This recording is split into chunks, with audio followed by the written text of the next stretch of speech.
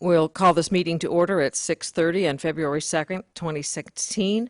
I'd like to welcome you and take this opportunity to welcome you to the school board this Tuesday. And if you wish to speak during the hearing of citizens, please pick up a card in the back of the chambers and print your name and the topic clearly. You'll be allotted 3 minutes, and please note that respect for divergent viewpoints and civility will be shown at every board meeting. Whether you agree or disagree with a speaker, you should listen politely and respectfully without making any signs of approval or disapproval, including clapping, cheering, booing, any of the above.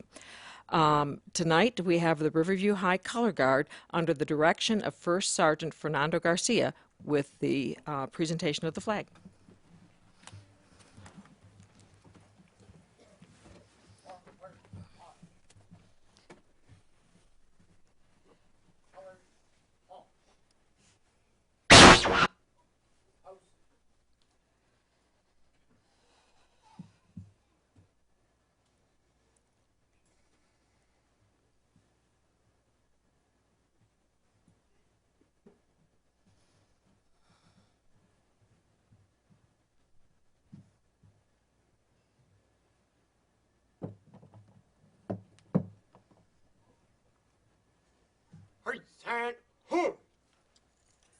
I pledge allegiance to the flag of the United States of America and to the republic for which it stands, one nation, under God, indivisible, with liberty and justice for all.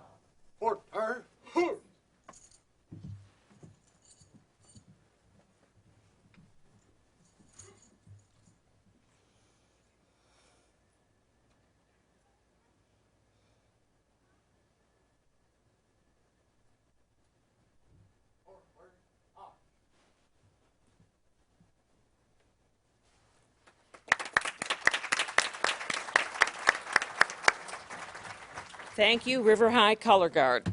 And tonight, our student representative is Abby Maklich from Riverview High School. Welcome, Abby. Could you tell us a little bit about yourself? I'm a senior at Riverview High School in the International Baccalaureate program. Great. The first of our special presentations tonight is the Patterson Foundation, going to give us an update on the Suncoast campaign for grade level reading and attendance awareness poster contest winners. Beth Duda. Hi. Thank you so much for inviting us here this evening. I'm going to, I hope, start our little PowerPoint. I think I did it. All right. I am here this evening representing the Suncoast Campaign for Grade Level Reading. Part of a nationwide movement, the Suncoast Campaign for Grade Level Reading is a community-wide effort to help all children, especially those from economically challenged circumstances, succeed in school by ensuring they read on grade level by the end of 3rd grade. The Suncoast region, made up of Manatee and Sarasota counties, is led by a strong coalition, including the Patterson Foundation, the Community Foundation of Sarasota County, United Way Manatee, USF Sarasota Manatee, the School District of Manatee County, the Manatee Community Foundation, and of course Sarasota County Schools. We and our community partners are focused on addressing the most important and common issues and obstacles that impact a child's ability to read, and increasing attendance is one of the 3 community solutions of the Campaign for Grade Level Reading. As you know, good attendance habits prepare students with academic and social skills to succeed in school, on the job, and in life. This fall, we launched a poster contest, fully funded by the Patterson Foundation, with the theme, Every Day Counts. We asked schools in Sarasota and Manatee County to participate, and under the leadership of Lori White and Dr. Laura Kingsley, and with the support of the Attendance Task Force, 40 schools in Sarasota County participated in this contest. We estimate that 38,000 posters were created in our region, resulting in 388 school-level winners who will soon be enjoying a performance of Circus Sarasota with their families. The school-level winning posters competed in the regional competition, and tonight, just before this meeting, 14 regional winners from Sarasota County were awarded iPads. And it's my pleasure to present to you the regional winners. Now, my understanding is that you will come down to shake their hands as I call them up. Is that yes? Yes, that is correct. So we'll let you get settled, and then we'll bring them on up. I think it's appropriate that we're doing this on the 100th day of school. I know that because my granddaughter came home with her big 100 on today. Very cool. So we're more than halfway over this school year. Great. Okay. So when our school board members are in place, I will start to call our iPad winners up. And Ms. Shana will guide you through. You'll be able to shake hands, and then we'll come over here and come back for our big picture at the end. All right. Thank you. Our pre-K winner from Brentwood Elementary School, Principal John Wida, is George Guyton Hehan.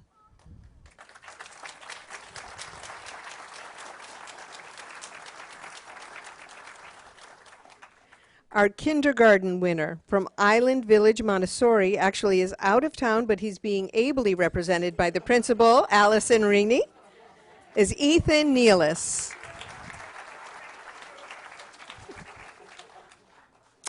Our first grade winner from Lakeview Elementary School, Lisa Wheatley, is principal, and Dakota Warth.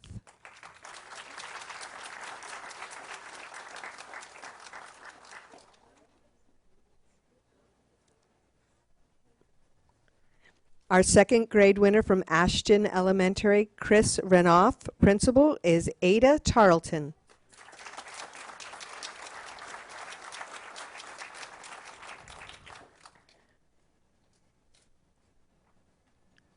Our third grade winner from Atwater Elementary, Kirk Hutchison, principal, is Sierra Dungan.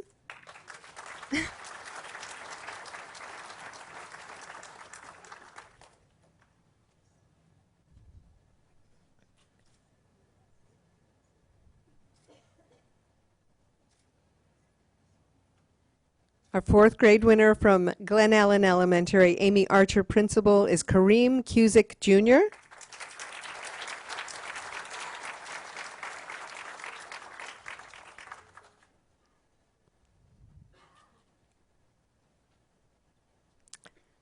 Our fifth grade winner from Garden Elementary is Shannon Dietert, John McQueen, principal, Aaron Rice Smith, assistant principal.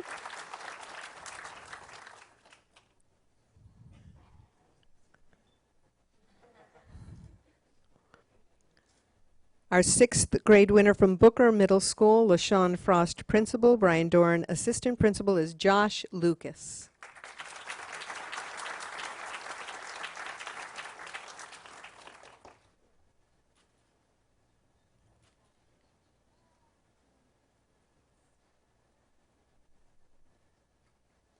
Our seventh grade winner from Brookside Middle School, Christine Lawrence, principal, is Gavin Boyer.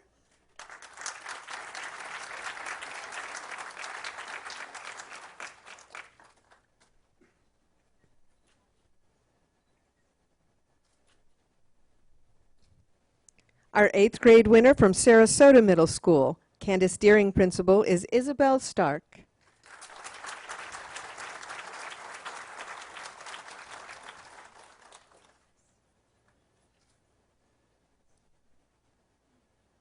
Our ninth grade winner from Venice High School, Jack Turgeon, principal, is Mackenzie Rice.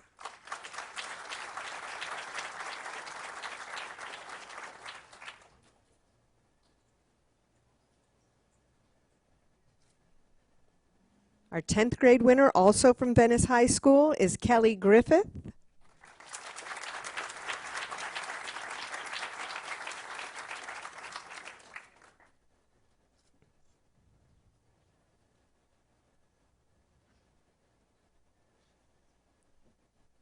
Our 11th grade winner from Pineview School, Dr. Stephen Covert, principal, is Madison Miller.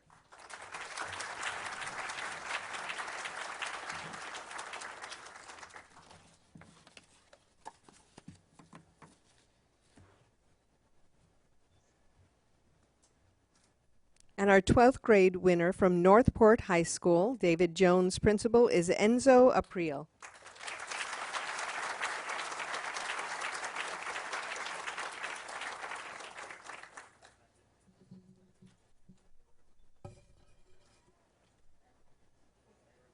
Great. And as I finished my remarks, if all the students would come back in front of the school board members for your picture, you can walk back while I'm talking. Thank you, Shana.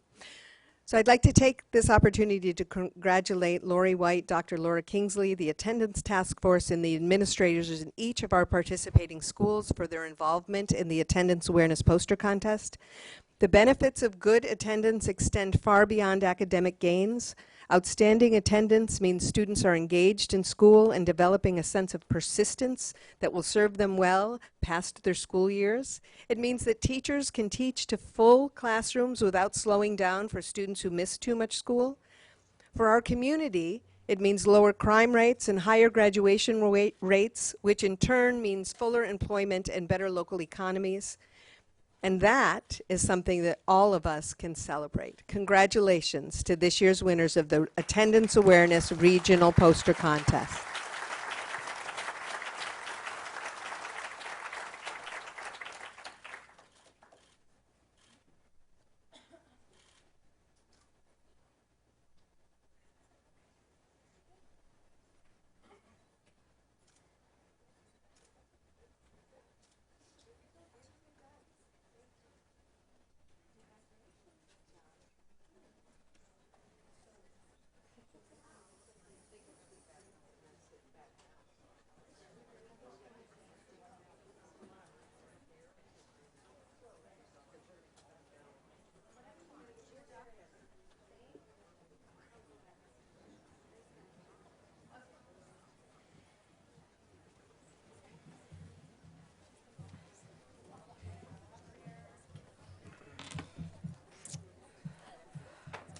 Oh, yeah, we like to do the, first it's a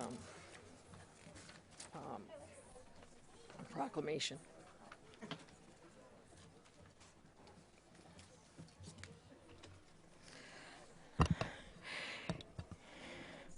And as they're filing out, I'd like to now invite Steve Cantees to the podium to present Karen Bogus, the Executive Director of CYD, with a signed copy of the proclamation that's on item 9 on our consent agenda.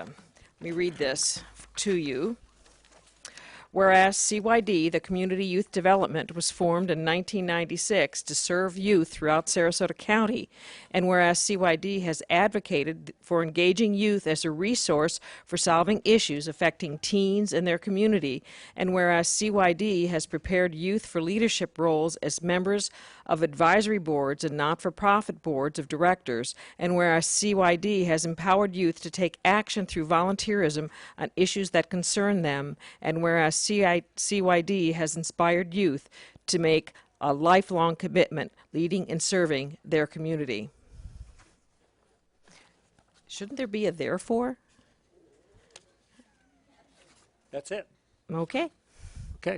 Well, therefore, we give this proclamation to Karen Bogus as CYD. Okay. So let me just first of all say thank you for allowing us to do the proclamation here for CYD. Certainly an appropriate day to do the presentation. The superintendent and I, as well as many district leaders, spent 5-6 hours today with a group of 100 high school students we call it the Superintendent's Youth Leadership Forum, and the opportunity to seek feedback from students in our high schools. It's organized completely, developed and organized by the Community Youth Development leadership, and the students are the one leading the way. The Community Youth Development Program is probably the strongest, best youth leadership program I've been involved in my role, and I've been involved in a lot of them, trust me, over the years. And you'll see our students in the community youth development. They will sit on boards in all of the entire community. So it's a great opportunity for our students to get involved in the community, get involved in the issues in the community, to actually have an impact. I know every year from the community youth development the forum that the superintendent does with the group. Superintendent White will always say it's one of her favorite days, and it's certainly one of mine. We always take those recommendations. The Community Youth Development Board will come together, and they'll do a presentation for our principals, and invariably we will either policy change or some sort of practice at the high school level will change based on that feedback. So I'm excited to recognize the Community Youth Development, and I certainly am excited to introduce Karen Bogus. She is our the Community Youth Development Executive Director, and she's going to take the presentation from here. Thank you. Thank you so much.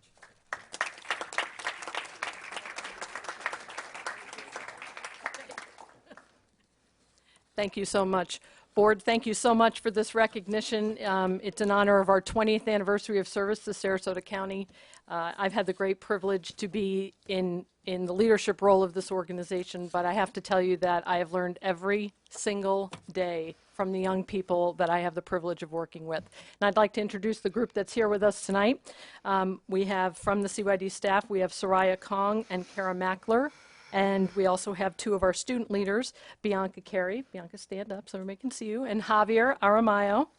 And then on behalf of the CYD Board of Directors, Mr. Frank Maggio, who's the VP at Insignia Bank and also chair of our Board of Directors, will say a few words.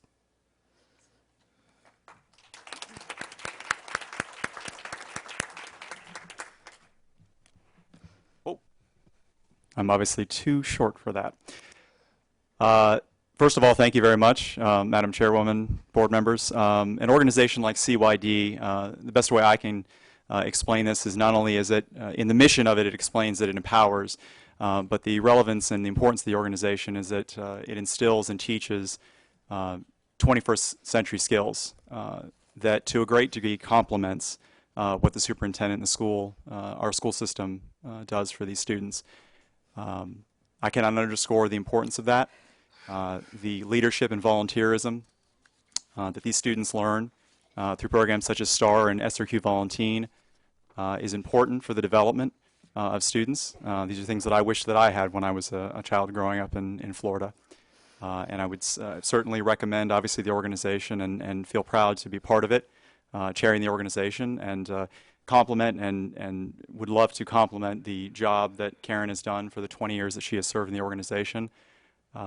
Proud that a community such as Sarasota has identified the need for an organization like this, and that's all I'd like to say.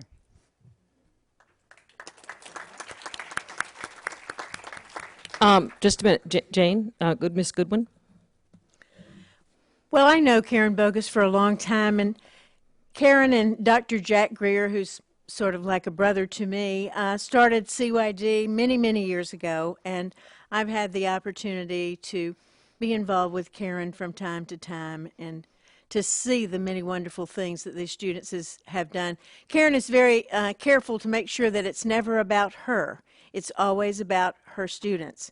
And there was a wonderful article in the paper about CYD over the weekend. I hope most of you had a chance to read it. You can go back online and get it. But I just want to say thank you, Karen. Thank you, Frank, and all the staff and students of CYD, because it does make a difference in young people's lives. And I think when students have an opportunity to serve in leadership positions in high school and then go away to college, a career or college, they're much more likely to do those things, be responsive civically, and also to get involved with organizations and give back at an early age. And I think that's one of the fruits of your labor. So many, many thanks.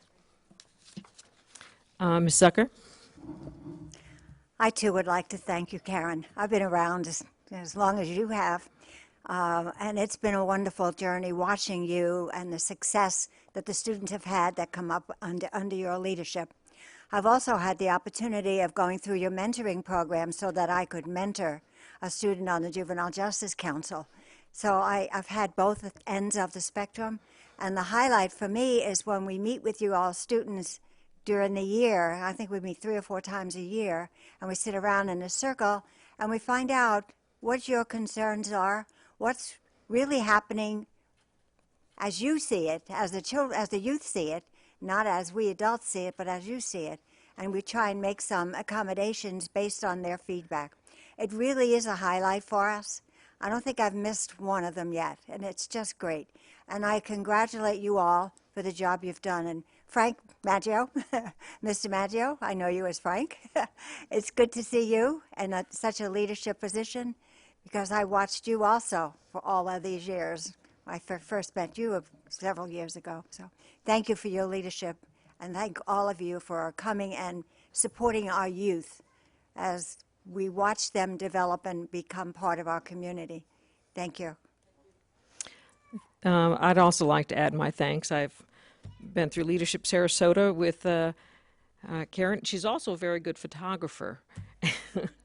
I like watching her pictures that she posts. And again, thank you for all you do for the youth. And I know we always enjoy having the youth come to the school board and those discussions that we have. Thank you for your participation and work with the community.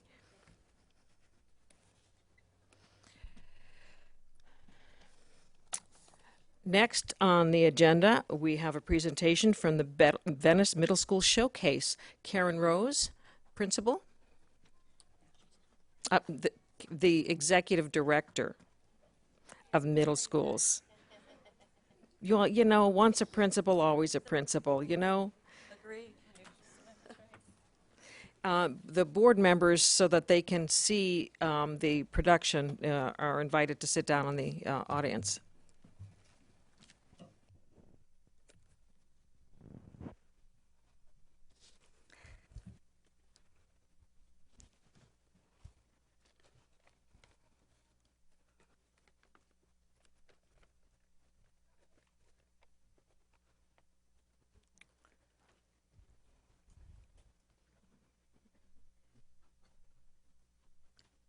Good evening. School Board Chair Shirley Brown, Superintendent Lori White, and school board members.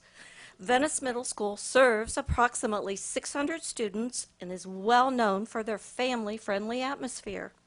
Community service is a high priority for Venice Middle, as reflected in their annual Coastal Cleanup Project.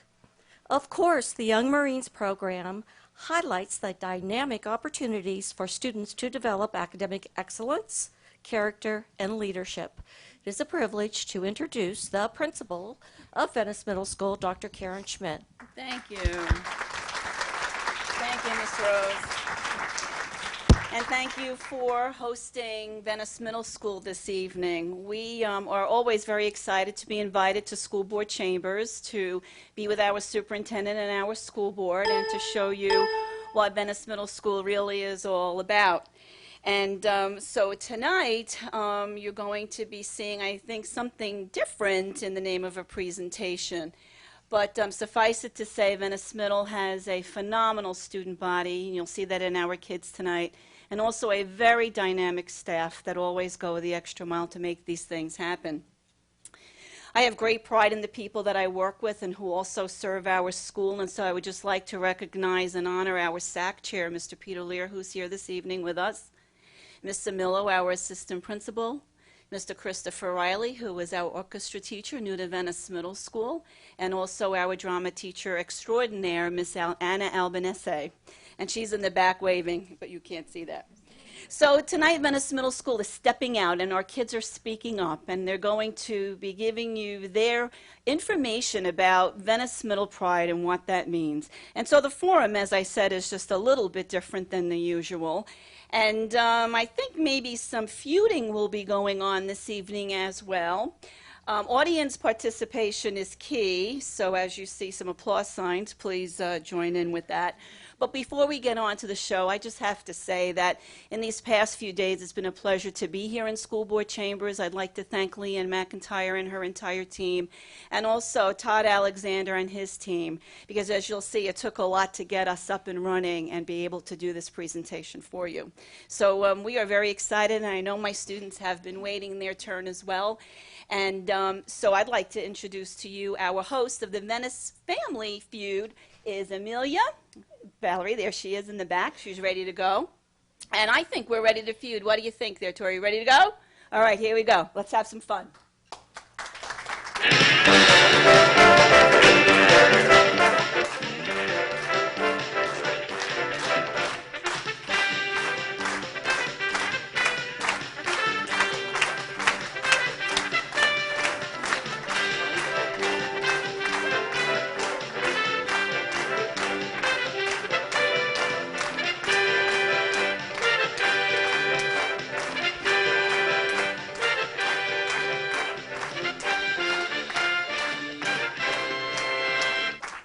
Welcome to a special edition of Family Feud called Venice Middle Pride Students Speak Up. I'm Amelia, MC, and we are so excited to take our show on the road to the Sarasota County School Board and share our points of pride and what makes Venice Middle so special. We are lucky to be a part of a school district that has wonderful middle schools, but our very own students want to share with you how Venice is a school that stands out and is unique. We chose Family Feud because at Venice Middle, we are a family. We have two teams of students here to compete in our game show this evening. Who will be the victor? Let's meet our teams. First, we have the Venice Middle Rocks team.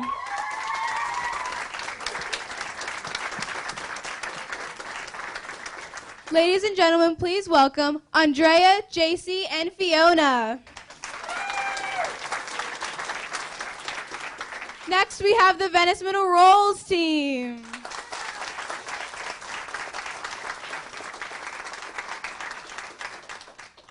Ladies and gentlemen, please welcome Riley, Rachel, and Scotland. All right, it's time to start the feud.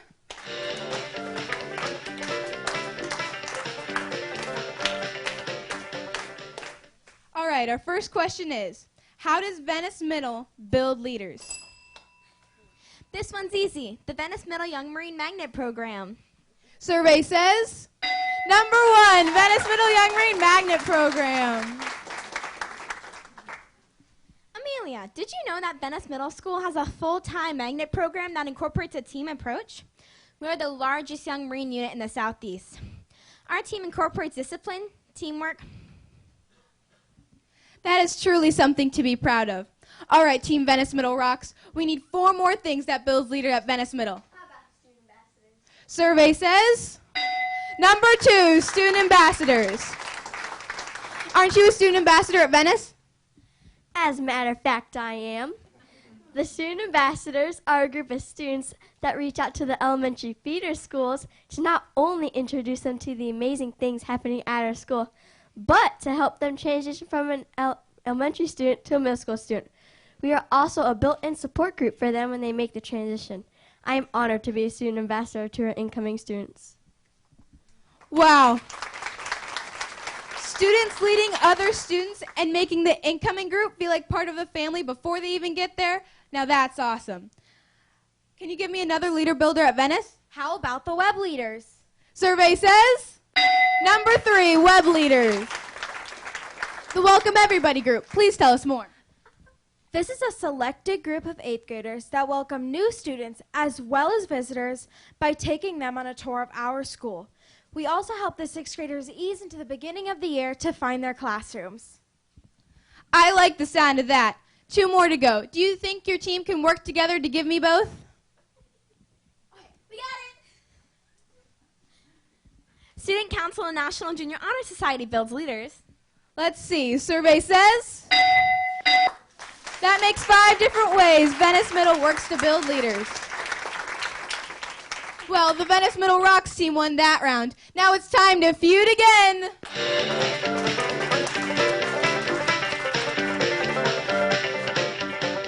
Are you ready? Yeah. The next question is, how does Venice Middle develop their students to be college and career ready? What do you say, Rachel? That's simple. Venice has a stellar academic program that challenges every student to achieve their highest potential. Academic opportunities? Way to go! This one goes to the Venice Middle Rolls team. Can you tell me a little bit more about the academic rigor at Venice? Certainly. First, we have many opportunities for students who are gifted and or advanced in academic studies, such as an awesome gifted academy, advanced placement math classes, and students can even earn up to 4 high school credits by taking Spanish 1, Algebra 1, Geometry, and Biology while attending Venice Middle. Are you impressed? I know I am. All right, Team Venice Middle Rolls, let's see if you can predict 2 more ways students are college and career. Scotland, another way students are college and career ready. Well, our classrooms are preparing students for the future using tech-active technology. Tech-active classrooms, are you there?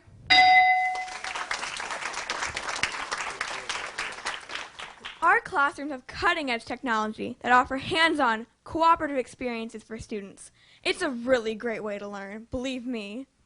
It certainly is. Now, how about you, Riley? Give us another way Venice prepares students for college and careers. Venice Middle School encourages the exploration of science, technology, engineering, the arts, and math with STEAM. STEAM?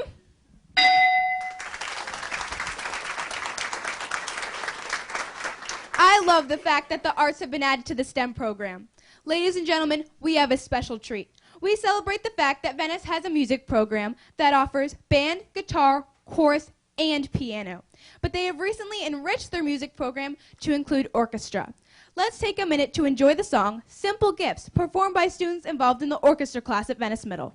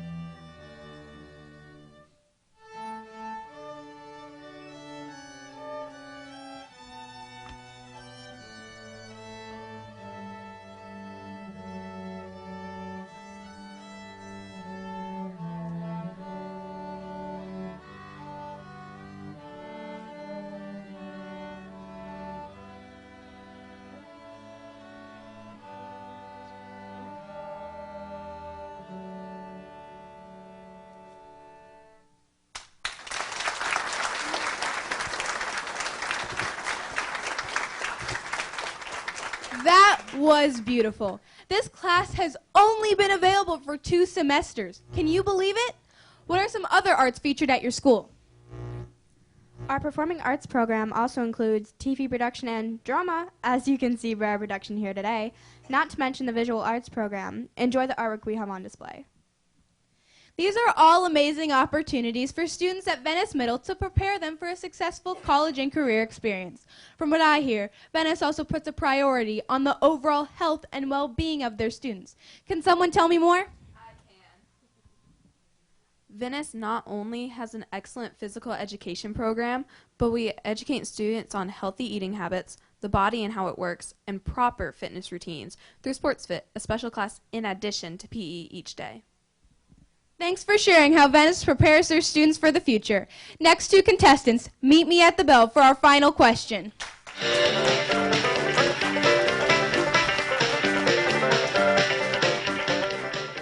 Our final question is, why is the Venice Middle family so proud of your school? No brainer. The outreach to the community. Community service, are you there? To learn more about community involvement at Venice Middle, let's welcome Talon and Gary.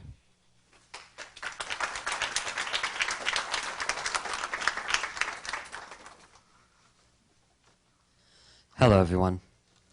Venice Middle students volunteer their own time to help better the community. In fact, there are 8 different community service projects we participate in annually. Venice Middle students participate in setting out luminaries at the Venice Memorial Gardens in honor of our veterans. The Venice Middle Young Marines present the colors at several events in Venice and Sarasota. At Relay for Life, Venice Middle students have a team that support the fight against cancer. We collect and donate food with the Mary's Feed the Hungry program for families in need. Chorus, band, and Young Marines proudly march in parades in both Venice and Sarasota. Our students give their own time to participate in beach cleanups on several Venice beaches, in which improve the conditions for our sea life and families to enjoy. Also, Venice Middle students collect a variety of toys and donate with the Toys for Tots program. Our participation in the Wreaths Across America program is special. First, we get sponsors, and then we place wreaths on the gravesites of veterans at Sarasota National Cemetery. As you can see, Venice Middle helps the community in every way possible. We are learning the virtues and importance of helping others.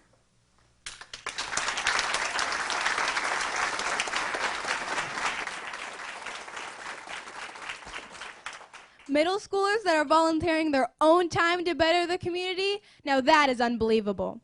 How about another area of pride? Our elementary outreach is certainly something to be proud of. Outreach to the elementary schools? Aren't you a middle school? How in the world do you connect with your local elementary schools? Our elementary outreach is one of our newest community involvement pieces, and it continues to grow each year. Our goal at Venice Middle School is to make students feel like they're a part of our family even before they're in 6th grade. We start by visiting each elementary school with a skit, much like we're doing now. Then we invite them onto our campus for an entire morning. We call this the Hands-On Learning Day, where they travel to classes that they choose with actual 6th grade teachers. This is a great opportunity for them to see what it will be like when they're a 6th grade student. Well, that's even more amazing than I imagined. Wait, that's not all. We also send student ambassadors to help in all of their jogathons and carnivals throughout the year. And the young Marines go to their classrooms to teach them flag etiquette. We even run an amazing Are You Ready to Be a VMS Student day in the summer before they begin 6th grade. And who knows how the outreach will grow next year. Wow, those 5th graders must be so excited to be part of your family after all that. Thanks for sharing. Your turn, JC. Another reason to be proud of Venice Middle. Our school offers free clubs after school like drama, marine biology, show choir, cheerleading, Sheriff's Activity League, Technology Student Association, and many more. Not to mention homework help and a stellar athletic program that allows us to compete against other middle schools. My answer is definitely the clubs and athletics offered at Venice Middle. Clubs and athletics, are you there?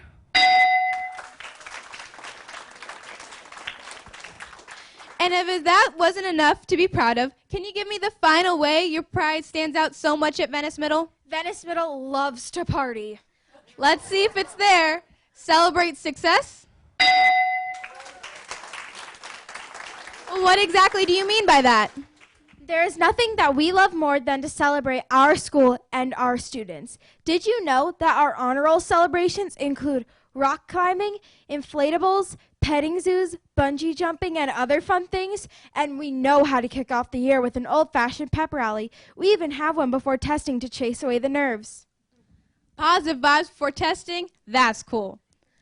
Ladies and gentlemen of the school board, I am overwhelmed by what I have just learned about Venice Middle. It is clear to me that the true victor of this special edition of Family Feud is the Venice Middle School family.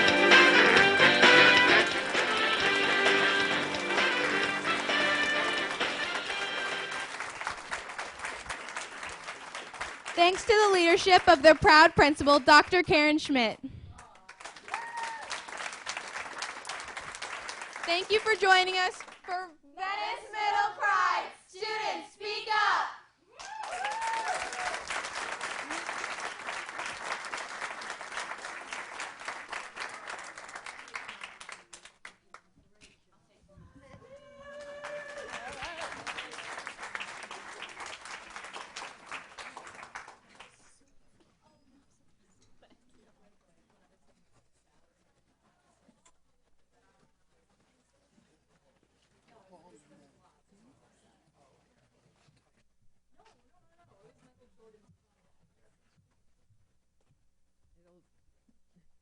It'll take us a few minutes to adjust here. If anyone wants to change seats, there's some available now.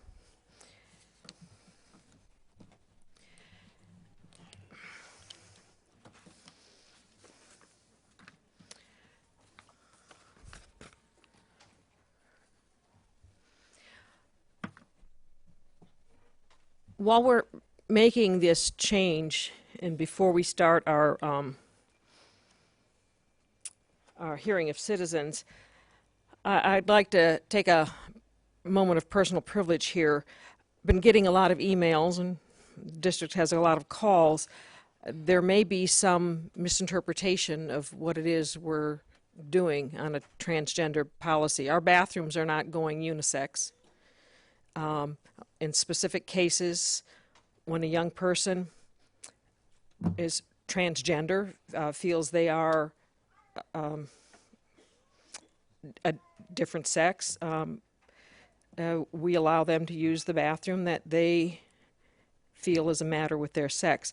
I think there's a misunderstanding, I think, of what it's all about.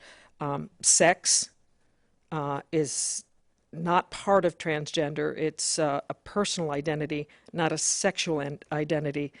I know with all these new names, with the gays, lesbians, and all these other things, we don't know. I didn't know what it was either, and I looked it up, and it was more about a personal identity than sexuality.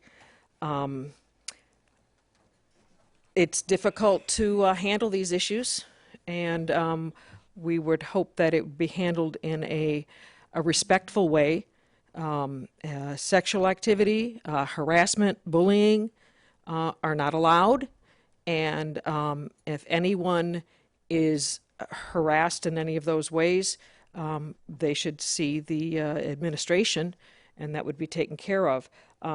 I looked and there are several large school districts and states around the country that have this transgender policy in their bathrooms, and they have not had one single reported incidence of harassment or inappropriate behavior as a result of allowing transgender students to access facilities that they are comfortable with.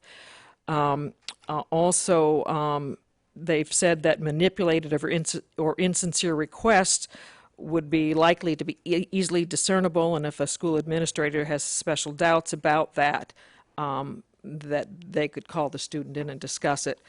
I don't know if that will clear anything up, but we will have a hearing of citizens now, and we have quite a few on this issue, and we are welcome to listen, and we'll listen to your opinions. The first speaker is Terry Murphy. And again, remember the respect for divergent viewpoints and no clapping, booing, yaying as we go through this. Terry Murphy.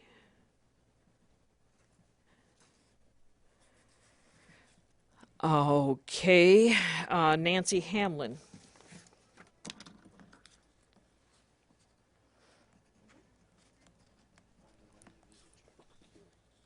Oh, I'm sorry. I'm sorry. Before you start, Mr. Kovach. I just wanted to say, since the chairwoman decided to take a moment of personal opinion, I just want to say that is her opinion. That's not the opinion of the school board. The school board has not spoken on this, although I guarantee you in the next work session the board will bring this up, and the board has not had an opportunity to discuss this subject, but so there is no vote tonight. I know I got some emails that we're going to be voting on something tonight. The board will not be voting on anything tonight on this issue, but you have my word that the board will be discussing this issue in the next couple of weeks. Okay. Nancy Hamlin. Good evening. I'm Nancy Hamlin. Make sure is the little red light on? Yes. Okay, Oh, thank you. it just needs to be high. The green light will go on, then yellow, then red when your time is up. Thank you, Ms. Hamlin. Nancy Hamlin, 3663 Bobco Circle, Northport, Florida, 34291. I thank you, board members, for your time tonight, and I thank you for your listening ears and your open heart. We love our children. We love all the celebrations we had tonight. That was very endearing. And I speak to you with kindness and respect to urge you to not promote the proposal of the transgender use of bathrooms and locker rooms in our schools, in our county, and in the country.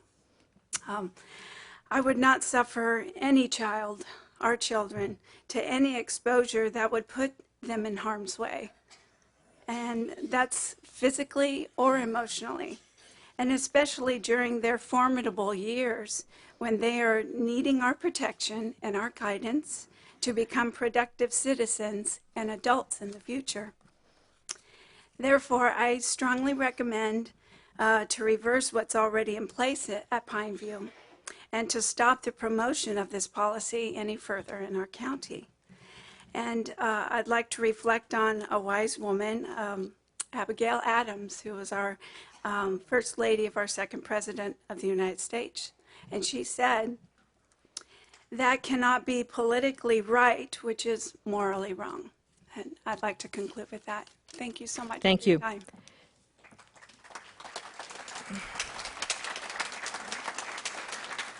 Please, no clapping.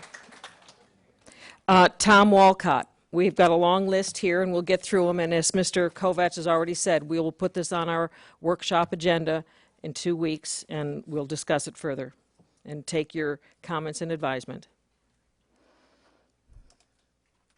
My name's Tom Wolcott. I have 2 young boys in the Sarasota school district, and I just want to kind of paint a picture of when I was in the elementary school, and my favorite school class was PE, and my least favorite class was PE because of the undressing part in front of other boys, and the ridicules and things like that. Being a very to yourself kind of kid, very private. For me to think of my boys being in that situation and then throwing a girl into the mix of watching them change or urinate or whatever it might be just seems completely outrageous to me, and I can't imagine it. It was devastating to me as a child for, with just the boys, and I can't imagine it being the other way. So I hope you will consider, turning down this proposal and keeping, our kids innocent at this young age, and their values and whatnot, and we need to just think a little more about what we're doing and what we might harm and people we can hurt. That's it. Thank you. The next one, I believe, is Jared, and I cannot read the last name, on Joshua Avenue. Could you tell us your last name, please? My name is Jared Gritton, 1785 Joshua Avenue, Northport. That's 34288. Spell the last name. Gritton. O-N, thank you. Recently, Pineview School adopted a transgender bathroom policy. There was a claim put out that the courts require that you make accommodations for gender-confused students. As noted in the Liberty Counsel Attorney Richard Mass' letter to the school board, there is no legal authority for the district claiming its hands are tied by resolutions reached by the U.S. Department of Education Office for Civil Rights regarding other school districts. Thus, the district need not and should not have granted a female student's inappropriate request to use the male restroom. Further, as Attorney Mast has pointed out, a federal judge in Johnston versus University of Pittsburgh held in March 2015 that a policy of requiring students to use sex-segregated bathroom and locker room facilities based on a student's natal or birth sex rather than their gender identity does not violate Title IX's prohibition of sex discrimination. Not only is this transgender policy not required by law, it violates the rights of the students. This policy threatens the safety of our students. What rational father is ever going to be able to stand by and watch an 18-year-old biological male follow his 14-year-old daughter into the same bathroom? Anyone in his right mind knows there are inherent risks with this sort of a policy. This policy also robs our students of their right to privacy. This policy attacks our students' conscience, their purity, their sense of right and wrong. It's an endorsement of something not only nonsensical, but of something utterly opposed to God. And while students suffering from gender confusion should be treated with kindness and respect, schools should not, by their policies or practices, attempt to coerce other students and teachers into participating into what amounts to a harmful delusion or violate the privacy, safety, and religious rights of the other students by forcing them to share private facilities with members of the opposite sex. Ultimately, this transgender policy is open rebellion against God, and therefore I urge you to change course. We're all going to stand one day and give an account before the throne of the righteous judge. I urge you not to neglect his counsel. Jesus, in his own words, said God created them male and female. We sing God Bless America, we desire his grace, but he cannot bless rebellion against his law. And he is the righteous judge. will and must do right. Finally, it's not hate that compels me to this place tonight. You do not hate the smoker when you warn your students against smoking. It's your love for them and their health that compels you to warn them. Likewise, you do not hate anyone, not this gender-confused student or those who've ordered this policy. Rather, it's my love of the truth, my love of God and country, my love for my neighbor that compels me to warn against this destructive behavior that is labeled as transgender. Thank you. Mr. Gritton, if you've got your name on that, please no clapping. You could turn your written comments into Ms. Marshall if you'd like to, so that we could have access to them if we need them. Thank you very much. Deborah Townsend. Deborah Townsend, and to get this through, Benjamin Peck will be the next one. If you could wait on deck for us.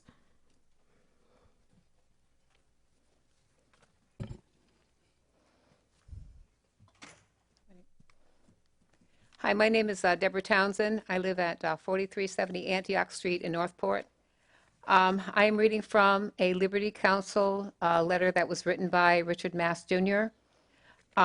Media reports that a female student has asserted a male gender identity right to utilize restrooms and other private facilities that were reserved for students of the opposite sex. After the student threatened a phone-in campaign and other forms of activism, a consultation with the school board and district, the principal of Pineview School approved the student's inappropriate demand. After consultation with the school board and the district administration, the district granted approval despite reasonable and legitimate concerns expressed by the other students regarding their privacy, which the district ignored. Some in the district administration have claimed that the federal law requires the district to allow students claiming gender identity access to opposite-sex restrooms, facilities, programs. Such assertions are meritless for the following reasons. First, there is no statewide Florida law recognizing sexual orientation or gender identity as protected classes because they are not like others protected by law. Second, federal law known as Title VII and Title IX prohibiting discrimination based on sex only prohibits discrimination between males and females. Neither statute requires or supports the idea that males are females or the recognition of sexual orientation or gender identity or expression as claimed by advocate organizations such as the American Civil Liberties Union or by agencies such as the U.S. Department of Justice, Equal Employment Opportunity Commission, and the Department of Education Office of Civil Rights. Third, the ORC's much vaulted questions and answers on Title IX and sexual violence cites no legal authority, case law, or statute for the claim that Title IX applies to the students claiming to be the opposite sex for purposes of access to the opposite sex's restrooms and locker rooms. To be sure, OCR's and ACLU's legal bullying has resulted the unsupported claim does not make Title VII or Title IX apply to concepts not within the intent of Congress when given the law as passed. Fourth, despite the baseless positions of the ACLU, the DOJ, and the OCR and their attempts to strong-arm school districts around the country, a federal court in Virginia recently rejected the ACLU's and the OCR's position and the DOJ's statement of interest when it dismissed the Title IX claim, nearly identical to that claimed in the well-known Palatine, Illinois example. Liberty Counsel has filed an amicus brief to the Fourth Circuit Court of Appeals in that case and has also recently filed a lawsuit against the school district in Fairfax County, Virginia for adding gender identity as a protected class without legal authority. Thank you. Thank you. Again, if you want to give us those written remarks, although I do believe we received them on email, Benjamin Peck, and on deck would be Madison Drew. Hello, my name is Benjamin Peck. I'm from 8000 Dorothy Avenue in Northport, zip code 34287. I just want to make a remark tonight. We have about a dozen pastors and congregations from the Sarasota area with us represented tonight. I'd like to also continue this letter sent to the school board. The conclusion of it reads as following. For the reasons set forth above, there is no legal mandate requiring the district to override the privacy rights of students and concerns of parents. By permitting gender-confused or attention-seeking students to inappropriately use restrooms and facilities reserved for the opposite sex, no school district has ever lost federal funding for maintaining gender-appropriate facilities, despite the claims of activists. A student with gender confusion who truly believes he or she is the opposite sex should be treated with care, compassion, and kindness, but must not be officially affirmed in his or her confusion, no matter how sincerely held. Such a student may be accommodated with a privileged single-user restroom or changing area, but the student is not free to override biology, as well as the safety, privacy, and religious concerns of our students by being given access to opposite-sex restrooms, lockers, or programs. Moreover, the district may not require other students or teachers to address gender-confused students by anything other than students' legal names and accurate pronouns based on biological sex. If the district threatens reprisal from such appropriate use of language, there will be First Amendment implications. Liberty Counsel is therefore prepared to assist the Sarasota County Schools if it returns to a gender-appropriate and legal policy, accommodating claims of gender identity. If the district refuses and instead violates the First Amendment rights of other students and teachers, Liberty Counsel stands prepared to advocate on the behalf against the district. It remains our hope, however, to achieve an amicable solution that appropriately balances the interest of all involved, including gender-confused students, to the maximum extent possible, while fully respecting the rights of others. Should you have questions about any of the points contained in this letter, please do not hesitate to contact the Liberty Counsel. We don't mean any hurt against any individuals. We're just standing on what we believe is right, and we're asking you to do the same. Thank you. Thank you. Madison Drew and then Paula Drew also.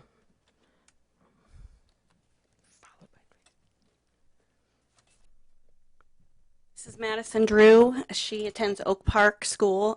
She is nonverbal, but she would like to let you know how she feels about being forced to take the Florida Standards alternate assessment or being removed from her specialized school if she does not. And I would like, even though she's nonverbal, for you to basically give her the time that everyone else gets to voice their opinion. It's about you, Maddie. You see everybody? You give them a big smile. Give them a big smile. Oh, I knew you were going to do this. I knew you were going to do this. It's about you. Who's it about? Who's it about? You. Right. And where do you go to school? On your shirt? Say Park. Look at everybody.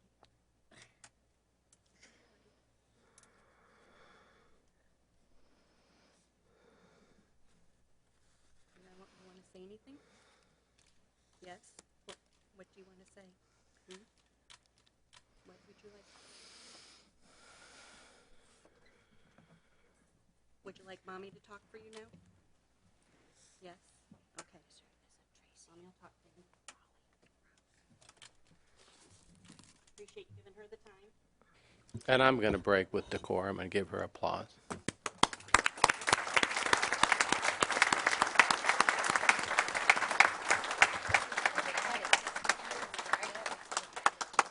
And Paula? Yes. My name is Paula Drew, and I'm Madison's mom, and I take that role very seriously. As you've undoubtedly gathered, Madison cannot tell you how she feels about being made to take the Florida Standards alternate assessment. Madison communicates in various non-traditional ways, such as pointing, gesturing, a few signs, and through a communication app on her personal iPad. None of these methods of communication are foolproof and are often subject to interpretation. Because of Madison's disabilities, she has limited life experiences and may not be able to identify with certain types of questions on the assessment. I don't know about you, but I would not want my pay, job security, or school rating based upon what she may say on particular questions. I'd like to borrow a term used in Commissioner Stewart's letter to teachers dated March 3, 2014, where she was defending her actions with regard to harassment of Ethan Radisky and his family while he was on his deathbed. In her letter, she states it would be a moral outrage to deny that opportunity, referring to testing, to any child based on any reasoning, including special needs. Well, that certainly speaks volumes as to the Commissioner's morals and compassion and determination to test no matter what the cost. What is a moral outrage is asking special needs children, or any child for that matter, to perform on a one-size-fits-all assessment. What is a moral outrage is ignoring the child's special accommodations outlined in their IEP. What is a moral outrage is not listening to the parents of said I'm going to allow you to have the rest of the time from your daughter. Okay. Who find it abusive to subject their special needs children to this assessment for hours on end. What is a moral outrage is using the results of said flawed assessment to rank students, calculate teacher pay, and assign grades to schools, but especially schools like Oak Park, who serve nothing but children with varying physical, intellectual, and/or emotional disabilities.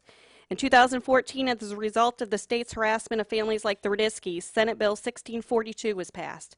That law restored a little bit of compassion and common sense to the state's overzealous testing regime. The bill allows for the exemption of medically complex children from taking standardized assessments. Even though I made my position known 10 months ago, it was just last week that we were given the procedure on how to apply for said exemption, with only 4 days to gather the documentation from a physician and hold an emergency IEP meeting. I requested a permanent exemption for my daughter as her condition will not change, and I already have enough paperwork and hoops to jump through on a daily basis just to address her basic needs. I do not want to repeat exemption process every year. The commissioner will have to grant the exemption. I was told that she most likely will not, given her past history denying most exemptions and the tone of her March 2014 letter. I would also like to note that I was told that Madison would be removed from her specialized school if I refused to allow her to be tested should she be denied. If the exemption for my daughter is denied and/or she is removed from her specialized school, I'm hereby putting the school board and Department of Education on notice that I intend to do whatever it takes to see that the law is adhered to. In summary, I know that Madison will never go to college, get a job, or leave home, and I'm okay with that. All of the education and testing in the world is not going to change the fact that she's severely disabled. But you know what? She's happily disabled, and because of that, I'm okay. Yes, she's somewhat educable, but not to Florida standards. She goes to school to learn life skills. She goes to school to get social interaction. Madison is anything but standard. Thank you. Thank you for reminding us that not all students are the same, and I hope you've shared these comments with your state legislators too. Tracy Raleigh, and then next we have Nate Quinn.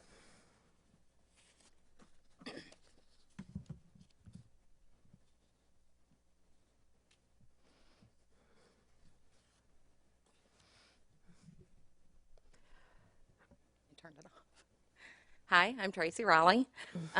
Couple things. First, I fully support our transgender students using whichever restroom for the gender in which they identify. It is nothing but respect for those students. I really enjoyed the VMS presentation, and I would suggest that those students look up the word rigor in the dictionary and decide if it really applies to their education. Now we're running into testing time, and I had a mom call me yesterday who got the lovely letter that's just a repeat of the one we received last year from Dr. Cantalupo, or Mrs. Cantalupo. The letter states that we have no authority to opt our children out. I'll remind you that this is an act of civil disobedience. We are not asking for permission to protect our students, our teachers, and our schools. Yes, under Florida Statute 1008.22, students are required to participate. I will remind you that our children are participating to the extent of the statute. For our paper-based students, the student simply breaks the seal on the test and lays their pencil down. For the computer-based, it's a little more complicated. If it's a 2-day test, they have to pause and submit the second day. This counts our students in that 95% required testing under the Every Student Succeeds Act, thereby not counting against our schools, our teachers, and not using our children to evaluate our teachers. The teachers' evaluations should not be coming off of the backs of our children. This is among our rights and as parents under the 14th Amendment of the Constitution, U.S. Code Title 20, Chapter 48, Section 3401, Subsection 3. Thank you. Thank you. Nate Quinn, followed by Jay Shepard.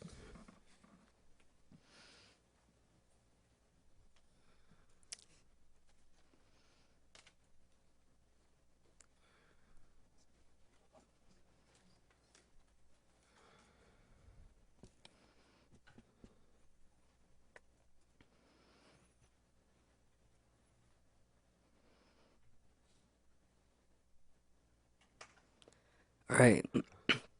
Nate Quinn, 5711 Eastwind Drive. You don't have to give your address. Okay. Thank you for this opportunity to come speak to you today. I would like to start off by saying how proud I am that Pineview School has now adopted a trans-inclusive bathroom policy. But I'm here today to promote the next step for Sarasota County.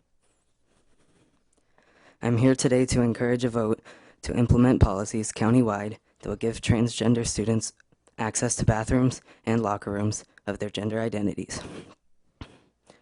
Rights to follow the dress code, guidelines, or uniform corresponding with their gender identities.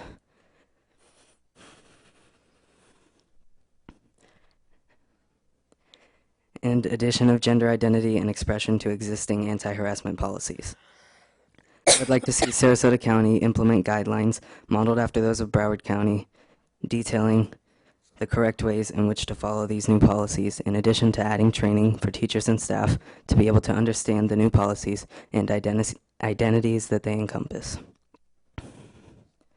In order to promote an accepting environment for trans and gender nonconforming students, these kids need to have access to guidance that cares and understands what they're going through. To those who oppose these supposed radically liberal policies, I need to ask, do you know what it means to be transgender? I wasn't born a female and decided to become a male. I am not confused. I was born a male. My life just happens to also require more effort to be perceived as the male I am. LGBT kids need all of the acceptance and equality that we can give them, so please consider opening your hearts today to the trans students of Sarasota and enacting inclusive policies to ensure the equal treatment of this community. Thank you, and if any of you have any questions, please come talk to me. Thank you, Nate. And again, if you could share your comments, you've asked us to do some specific things, and when we discuss that in 2 weeks, we'll look at that too. Jay Shepard, followed by Robert Beckner. And my name is Jay Shepard. I'm a pastor, and the policy change implemented at Pineview High School, I'm sure, is sincere, but at the very least, it's not pragmatic. It simply lacks common sense. I found courage in the response that was received from this board, and I quote, "I do not have any intention of making sweeping changes that would let any student just walk into any restroom that they choose." But then the school board responded to a question from one of its area pastors, and this is another quote, "How would you have us check the sex of the students entering the bathrooms? The only true way to know is to have them show the proof of their sex, and this would certainly violate their rights." Well, obviously not. This is not our recommendation. But as you know, the requirement to register into any public school is a birth certificate which contains one's sex. My wife is currently in labor, and I will go home pretty soon beside her and or be beside her and find out the sex of our next child. I'm not going to wait till that child's 15 to tell me. As a pastor, I would think, this was another quote from this board, as a pastor, I would think that you would have some compassion for a young person that has already suffered immense amount of discrimination and bullying, not only by other students, but by teachers and other adults in the school. Now, having gone to public school, I do understand what bullying means, and I have been beaten up a few times in the bathrooms. So what kind of bullying is Pineview allowing or experiencing? A quote from Nate was, over the past year, this child, he has faced classmates using his birth name and wrong pronouns, then laughing. This is not bullying. This is life. But on the other hand, another child wrote about their experience. Students and even teachers have berated him and other classmates who speak in opposition to the recent changes at Pineview. But this is not bullying. How is that not bullying and the other case is? Or does bullying only apply when we disagree with a particular position? Furthermore, the school board wrote, and now the community, including pastors such as yourself, to one of an area pastor, want to continue to punish this student for the circumstances he finds himself in. I am glad that I'm a part of a more compassionate church. What a mature response. So could this be construed as bullying on your behalf against area pastors? So what are we to do? There's no other way to accommodate the issue but to be costly and not to be quiet. There's only one obvious solution, and that's to have a single stall, one restroom, one person, and that's it. While it may be costly, it'll protect the safety of all. But what I'm afraid you will find and discover is that the LGBT community is not looking for a solution, but rather for conservatives such as myself to stop viewing it as a problem. But that's not going to happen. So unless you walk very carefully, not allowing the pendulum of judgment to swing wildly to the right or to the left, you will certainly find yourself in litigation. Find the solution and do not choose sides like some of these emails seem to be expressing. Thank you. Thank you. And again, any comment or email from a board member is a board member position. The board has not taken a position on this.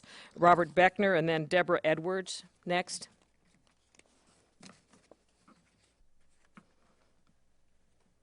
Hi, my name's Robert Beckner, and I have both empathized and sympathized with both sides of this issue.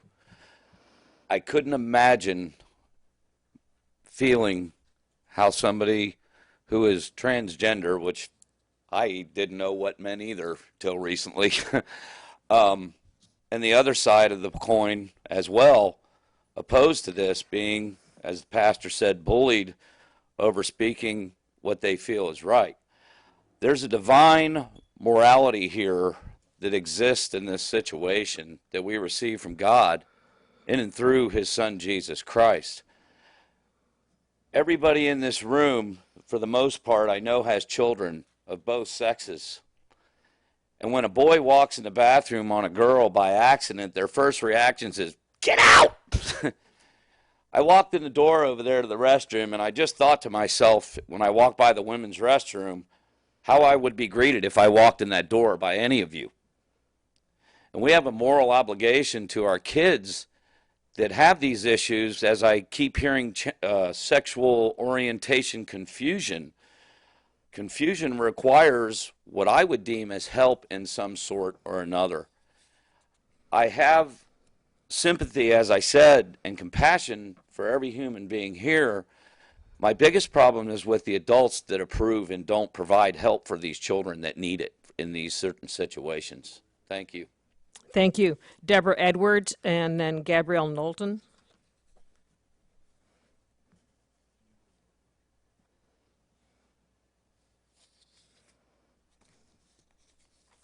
Hi, my name's Deborah Edwards, and could you speak up just a little bit or in closer? My name is Deborah Edwards, and this is sort of a very calm issue I have. I'm not talking about, I don't think anything that, I didn't realize this was all going to go on tonight. So my issue seems quite meaningless. However, I've been substitute teaching for 5.5 years. I have taken it upon myself to become recertified. I took 120 credits. I go to all schools in Sarasota County. Up until this year, we used something called SubFinder to help us get jobs. And this was, I could go online, I could get a phone call. That's how I got my jobs, unless I knew a school or something and I was called. This year, we switched in Sarasota County. Frontline Technologies took over, and I believe they have something called ASAP. Well, I do say that it's very friendly. However, I'm going to read something to you that was sort of disturbing to me, and it started flashing up on my computer when I signed into Frontline. And it says, ASAP has an application called Jobulator for cell phone users who want to get notification when a job becomes available to them online via their cell phones. The sub does not have to constantly be logging online or calling to proactively check available jobs. Jobulator is pure convenience. You can go to jobulator.com to download, or you can get it from the App Store on your phone. It is a paid service for $5.99 per month or $49.99 per year. Please note that this is not required and does not guarantee you more jobs than the person going online and calling the system. Ask about a possible free trial. I have a problem with this. I did everything I could to re-up. And yes, someone can say, well, $5.99 a month isn't that much, or, you know, it's $50 a year. But how many subs are there? Maybe 1,000, 1,200? I said, okay, 1,000. If 200 do it, that's $10,000 a year. Who's getting that money? Subs haven't had a raise in several years. But who's getting that money? I mean, is Sarasota County getting it, or is Frontline Technologies getting it? And then when are they going to send it to me when I'm subbing in a classroom? I will tell you, there are many subs who sit in classrooms and are on their phones. Believe me, it happens. So I don't really want to think that I'm going to get a text in class. And I really think there should be a level playing field. I don't think if my phone, and I get texts, but my husband, poor man, if he were to have to do it, he would know what to do. I think there should be a level playing field. Thank you. Thank you, Ms. Edwards. This is something new to me. I'm not sure what it is, but Mr. Lempe will discuss it with you and then probably share something back with the board. Thank you for bringing this to our attention. Next, Gabrielle Knowlton, followed by Sarah Rickner. Hi, zip code? Did you want? What was We don't need your address. It's on the card. You don't. Okay, great. So I'm Gabrielle Knowlton, and I definitely support transgendered children being allowed to use their preferred gender bathrooms. I think a lot of people don't understand what transgender is. I certainly didn't. I thought I did, but I didn't a while ago. You know, it has nothing to do with sexual orientation. Sexual orientation is who you want to go to bed with. Gender orientation is who you go to bed as. Transgender children are their preferred gender. They just were born with a different body. And someone I know who is very wise once, when I was trying to understand it, said to me, well, Mom, if someone told you that they were going to cut off your breasts and surgically give you a penis, how would you feel? And I'd be like, no way, you know, I'm a woman. And my child was like, yeah, that's exactly how I feel, except I was born with a different body. My child is transgender, and there is no instance, I don't think, ever recorded of a transgender person harassing somebody in their preferred bathroom of the gender that they are, really, you know, that their body doesn't say they are. There are no instances of that. That's because it doesn't happen. It has nothing to do with that. Transgender kids are at danger when they are using the wrong bathroom, meaning the bathroom of what they were born, which is not their true gender. My child was 5 or 6 and was repeatedly harassed and bullied. My child was born biologically a boy and is a girl inside. And my child was harassed so much in school bathrooms, so much in dangerous ways that I found out about later because my child was wearing little Barbie light-up shoes, even though, you know, she was, you know, supposedly a boy, and sometimes skirts and dresses. And that is dangerous for a child to go into a boy's bathroom dressed like that. My child was 5 or 6 years old and walked into a boys' bathroom at camp, and a bunch of middle school boys walked into that bathroom and told my child, you don't belong in this bathroom. What are you doing in this bathroom? You're not a boy. And my child said, yes, I am. And those big boys, my child is tiny and was tiny when she was 5 or 6. Those children, those middle school children, told my child to pull down his pants and show that he belonged in that bathroom. And that was terrifying to my child. And that's what we're dealing with, really.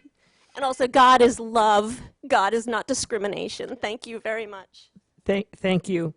Sarah Rickner, followed by Heather Eisling.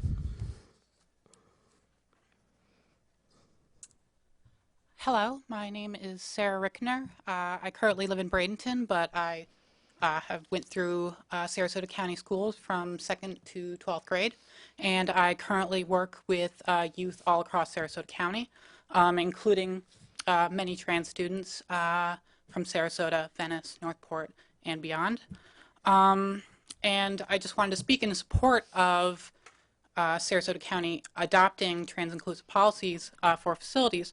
And I wanted to address some misconceptions that I think that we often hear in these debates. First off, that this policy is something that is radical and will lead us to unknown consequences. But as we've heard from multiple speakers tonight, these policies have been enacted over decades in several states, counties, municipalities, and school boards. And this supposed torrent of harassment, of exploitation of the law has not come to fruition in any of these locations. So some call trans-inclusive policies a social experiment, but if it is, then it is an experiment that has been conducted many, many times across this country and across the world with the same result, that rather than increasing violence, it decreases harassment and violence of trans students who are often put in very hostile situations when they are not allowed into facilities that confirm their gender identity. I also wanted to address the issue of the Title IX regulation regarding this. While it is true that this is not yet settled law, several federal agencies have already come down in interpreting Title IX as to include gender presentation and gender identity as being under the umbrella of sex discrimination under Title IX. At least one district in Illinois has fought the federal government on this and lost.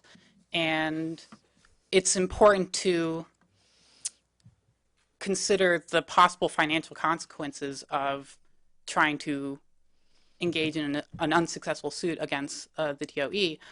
And also,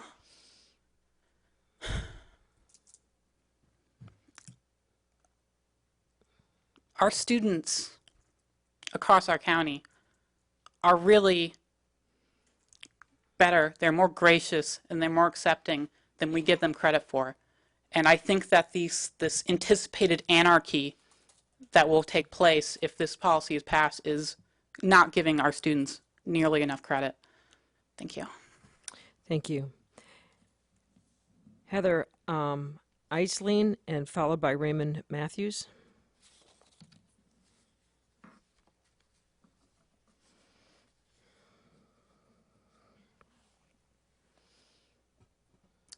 Hi, my name is Heather Eisling. I'm a mental health therapist and a gender specialist in Sarasota. I was not prepared to speak today. I just found out about this meeting this morning, but I have been following this situation passionately. Almost all of my clients are trans or gender nonconforming individuals, whether they're adults or children. I've seen an influx in teens in the last 3 years due to the overwhelming awareness in the community at large about trans issues. What Sarah said was so true, and I don't want to reiterate the statistics and facts that she did, but we have to remember this is a social justice issue. This is a human rights issue. And much like the lesbian, gay, and bisexual issues that stemmed in the 70s were hard fought and hard won for people to understand what was going on with that community, this boils down to education. And this is a room full of people that understand that word really well. We need education about this issue. A lot of what these people are speaking about stems from ignorance, frankly. Serious, serious ignorance. And we have to pay attention to what we're doing here. Are we going to go down that path of ignorance?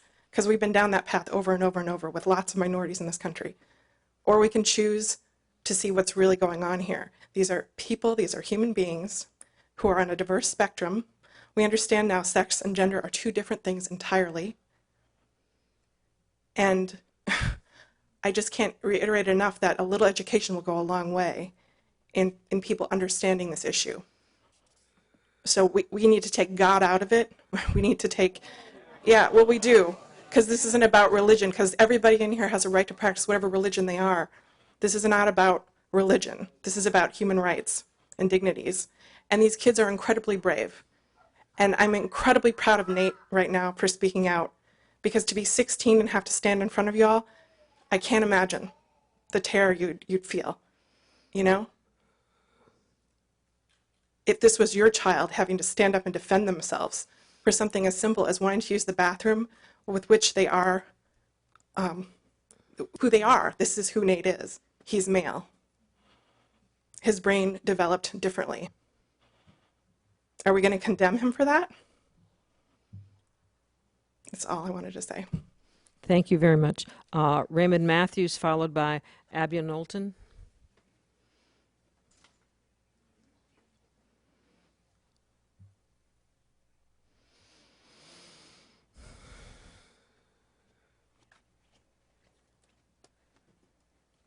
Good evening. I apologize both for my appearance and... Ray, would you pull the mic down closer to you? Thank you, Raymond. I apologize for both my appearance and my uneven words tonight. I do not claim to be the most eloquent of people, but I will do my best tonight. I was not prepared to speak, but I felt that I would deeply regret it for a long time if I did not. I don't feel I can adequately follow up any of the speakers before me, but I would like to give it my best shot in bringing a smaller perspective to the issue. My school, which is the Polytechnical High School, has had no issues whatsoever concerning any trans students using their bathroom.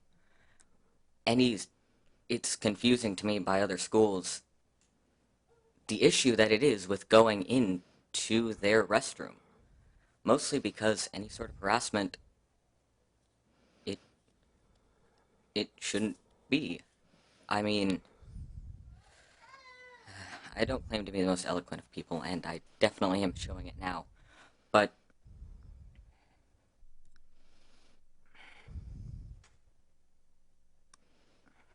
I feel as though I cannot adequately follow up the people before me, and the only thing I would like to add is that if it can work with one school, I don't see why it can't work with the others.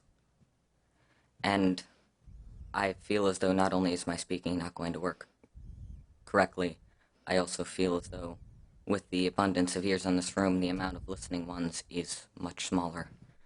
I think I should sit down now. My apologies. Thank you very much. Abby Knowlton. Hello, I am Alea Knowlton. I'm sorry, Alea, A-L-A-Y-A? Yes. Okay. I go to Pineview School and am a transgender student. I have been a girl for as long as I can remember. Before anything, for as long as I can remember, I have loved to, wear dresses and play with my little sister with, dolls and things like that. And that is just who I was. In my early years of elementary school, I was very harassed every time I went into the bathroom because the people in there or that were coming in there would do horrible things, like ask me to prove that I was a boy and things like that. At the time, I was guided to believe that I was male, even though I was truly not. And I feel like whoever is saying that we are going to try to harass anyone is completely false. I would never try to go into a bathroom just to harass someone. I go into there to do what most people do, go to the bathroom and leave. That is all I do. That is all most people do. I don't even understand why this is an issue, because the answer is so obviously out there. If you would just think about what's really happening. It's one of the most simple things. If you will go against basic civil rights, then you are just being ignorant and you need to educate yourself on what transgender really is. Thank you. I'd like to thank you all for speaking today and for keeping the decorum. I would also like to ask any press that's in the room, due to the nature of the last few students that spoke, to respect their privacy in print. You may need to check with their parents on if you use their names or anything. I'm only suggesting that. If you would, that ends our hearing of citizens. I will give you a few moments if you want to clear. Oh, do we have some comments? I'm sorry. Ms. Ziegler? Thank you. I know we normally don't speak after hearing of citizens, and I didn't want to leave my comments to the end in case you all had left. And I just wanted to thank everyone from all sides for coming out and speaking on this.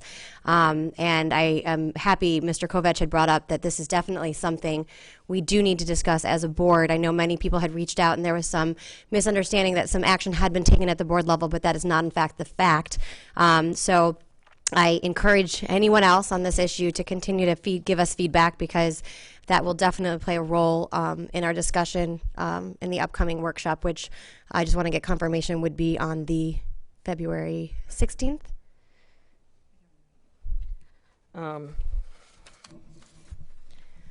Yes, we'll have a workshop on the 16th. So, and again, just I do appreciate it. This is definitely something that has spawned a lot of feedback, and again, that I encourage more people to speak up and tell us how you feel, because that's who we're here to represent. Thank you. Yes, thank you. I understand there is no state law on this issue, but I understand that there are city ordinances that were passed in Sarasota, Northport, and Venice. I don't know what effect that would have on the school district, but I would ask Mr. Hardy to perhaps look into that so that we could have that information at our workshop. And again, we'll discuss it at our workshop, and thank you for coming. Are there any additions or corrections to the agenda? Second. Please vote.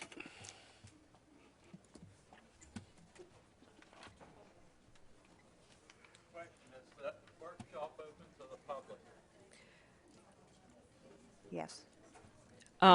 We have a morning workshop, and I would imagine that will be open to the public, but it isn't a time for public to comment. It is a time for the board to discuss. The board might want to make some actions where we could have some more dialogue with the public, but don't know yet what we're going to be doing on that workshop. It's open for public to watch. It will be aired, but public doesn't speak at a workshop. Yes, and it will be in this room. And the item passes 5-0. No new business. Our next monthly work sessions will be Tuesday, February 16th from 10 to 3, regular board meeting at 3 p.m. We are adjourned. Oh, are there any announcements? Adjourned.